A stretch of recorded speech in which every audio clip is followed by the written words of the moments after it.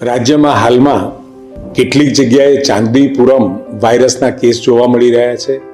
આ વાયરસથી ગભરાવાની જરૂર નથી, પરંતુ સાવચેતી આપણે અવશ્ય રાખીએ. ચાંદીપુરા વાયરસ એ નવો વાયરસ નથી. 1965માં સૌ પ્રથમ મહારાષ્ટ્રમાં નોંધાયો હતો અને ગુજરાતમાં પણ દર વર્ષે આ વાયરસના કેસ નોંધાતા હોય છે. સામાન્યપણે વેક્ટર અસરગ્રસ્ત સેન્ડ ફ્લાય રેત માખી ના કરડવાથી આ રોગ થાય છે, જે સામાન્ય રીતે 9 મહિનાથી 14 વર્ષના બાળકોને વધારે અસર કરે છે અને ગ્રામીણ વિસ્તારોમાં વધારે જોવા મળે છે. જેના લક્ષણો હાઈ ગ્રેડ તાવ આવવો, ઉલટી, ઝાડા થવા, માથાનો દુખાવો અને ખાસ કરી ખેંચ આવવી એના મુખ્ય લક્ષણો છે.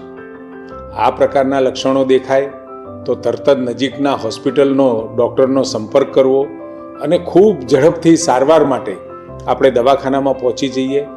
હાલમાં ગુજરાતમાં 4 જિલ્લાઓમાં કુલ 9 કેસ નોંધાયા છે.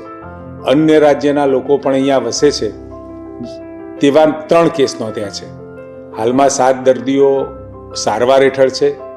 હાલમાં રાજ્યમાં આ રોગના કારણે મૃત્યુ થયા કે કેમ એ કહેવું જરા વહેલું કહેવાશે, પરંતુ પીડિયાટ્રિશિયનો માની રહ્યા છે કે આ લક્ષણો પ્રમાણે આ રોગ હોઈ શકે.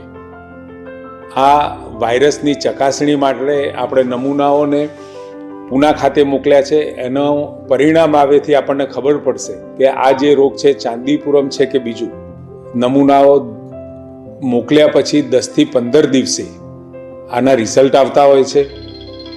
હાલ ચાંદીપુરાના સસ્પેક્ટેડ આ કેસ હોય એવું આપણને લાગી રહ્યું છે. હાલમાં રાજ્યમાં 6 મૃત્યુ નોંધાયા છે.